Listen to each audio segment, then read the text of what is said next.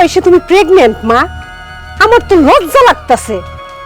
একটা চলে গেছে কবরে, 2 দিন পরে নাতকুর হইব, আর এই বয়সে তুমি নিজেই পেট বাজাই বসে নিছো। সি সি সি সি, আমার তো তোমার বাপ মা বলে পরিচয় দিতেই লজ্জা লাগতাছে। আল্লাহর দোহাই লাগে শেফালি, আমারে আর লজ্জা দিস না, আমার ভুল হয়ে গেছে। তোর আমার পেটের সন্তান, তোকে মুখে এইসব কথা আমার সহ্য হইতেছে না। তার সাথে আমার গলা চিপা মাইরা ফেলা হইছে, আর নাটক করানো লাগবো না। তোমার মরণও লাগবো না, যা হওয়ার তা তো হইছে। এখন তাড়াতাড়ি চলো, আমার সাথে হাসপাতাল যাইতে হইব। কেন তোর আমার হাসপাতালে যাইতে হইব? কেন যাইব বুঝো না? মার পেটে যে বাচ্চা আছে ওটা নষ্ট করানোর লিগা। একদম ঠিক কথা কইছেন আপা। আশেপাশে লোকজন জানাজানির আগে তাড়াতাড়ি গিয়ে হাসপাতালে বাচ্চা নষ্ট কইরা আসেন। কি ব্যাপার মা, তুমি বসে গেছো কেন? তুমি যদি আমাকে নিজের সন্তান মনে করো আর আমাকে ভালো চাও, তাহলে আজকে এক্ষুন এই মুহূর্তে তুমি হাসপাতালে যাই এই বাচ্চা নষ্ট করে আসবা।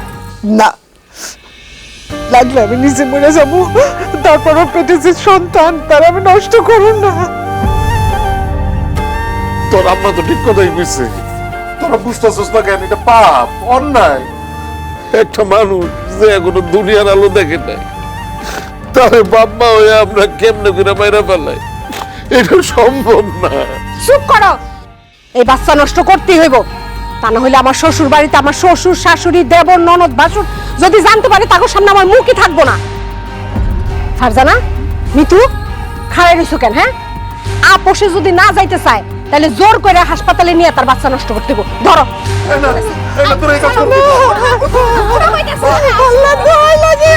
খবরদার, খবরদার, আপা মায়ের গায়ে হাত দিবি না। আমার মায়ের কাছ থেকে সর।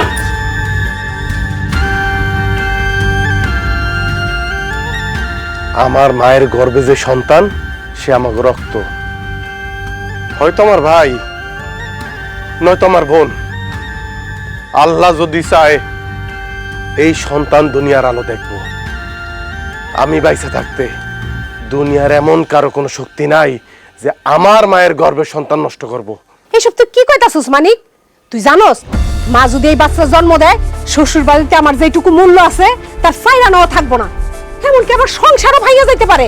আমার মা সন্তান জন্ম দিতেছে, মানুষ খুন করতেছে না? যে শ্বশুর বাড়িতে তোর মান ইজ্জত সম্মান সব ধুলিস্যাৎ হয়ে যাইব। আরে একটা মানুষ দুনিয়ায় আসতে পারলো না, তারে তোরা সবাই মিলা খুন করতে চাইতেছস? তোরা কি মানুষ নাকি পশু? আমরা পশু না, তুমি যে একটা বোকা, একটা বলদ, সেইটা আজকে আমি একদম ঠিক করে বুঝতে পারছি। নিজের ভালোটা না বুঝা তোমার মায়ের অন্যায়টা তুমি সাপোর্ট করতেছো। এই বাচ্চা তোমার মা নষ্ট করতেই হইব, নাইলে আমরা জোর করে নষ্ট করব। আমি আগেও কইছি, আমি বাইসা থাকতে এই সন্তান তোমরা নষ্ট করতে পারবো না। সে দুনিয়ায় আসবো, আলোর মুখ দেখবো। তারপরেও যদি তোমরা কেউ বাড়াবাড়ি করো, যদি জোর করে এই সন্তান নষ্ট করার চেষ্টা করো, আমি খুনের মামলা করবো। আমি সবাইরে জেলের ভাত খাওয়ায় ছাড়মু, সবাইরে, কাউরে আমি ছাড়মু না।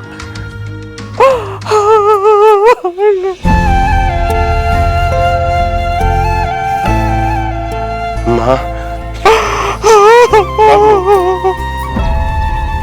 বাবা তুমি কাঁদতেছো কেন? তুমি কি অন্যায় করছো? চলো ঘরে চলো।